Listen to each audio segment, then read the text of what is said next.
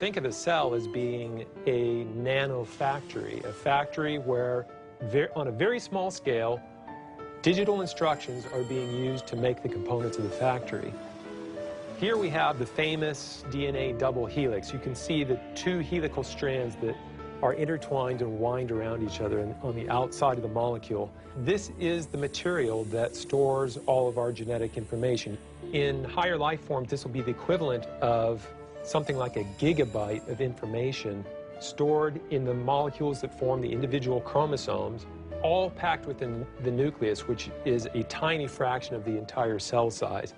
So what does DNA do? Well, the information in DNA ends up providing the information for sequencing amino acids to make protein. We have information in a one-dimensional form that provides the information for a three-dimensional form.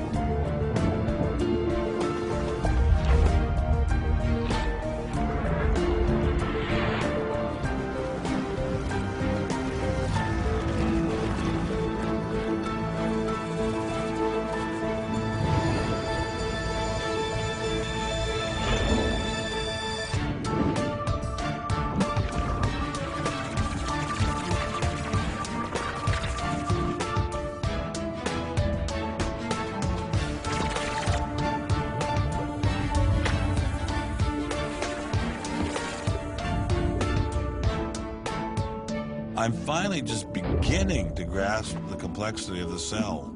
Are there systems within the cell that go well beyond Darwinian evolution? Some type of cellular technology that drives adaptation, replication, quality control, and repair? What if these new mechanisms have massive design implications? Well, I say, so be it. The cell really is like nothing we've ever seen in the physical world. That's got to be firmly grasped. That's not something we can just say, oh, well, it's just a little bit more of the same old, same old. It's not the same old, same old. We are finding is that there's information that's in the cell that cannot be accounted for in terms of these undirected material causes. So there's, it has to be. And so there's some other, so it has to be an information source. So one of the key questions faced by modern biology is, where do you get information from? Well, Darwin assumed that the increase in information comes from natural selection. But natural selection reduces genetic information, and we know this from all the genetic population studies that we have. And where does the new genetic information going to come from? Well, that's the big question.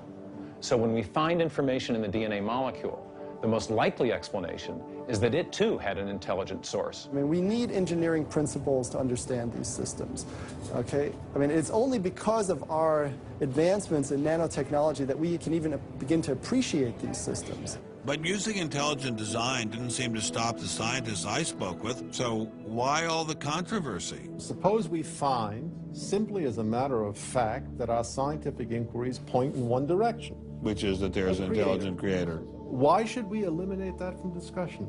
Streng verboten? How come? Why? Streng verboten. Very good. What does streng verboten mean? Strongly forbidden. Strongly forbidden. You've got two possible hypotheses. You've got a wall through the middle of through your brain, in effect, through your thinking. You say, well, you can't consider anything on this side of the wall. Only hypotheses on this side of the wall are permissible for consideration. What about academic freedom? I mean, can't we just talk about this?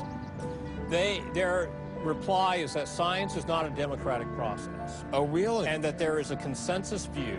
But wait a minute, we are to subscribe to the wait a second, but view. Darwin challenged the consensus view, and that's how we got Darwinism.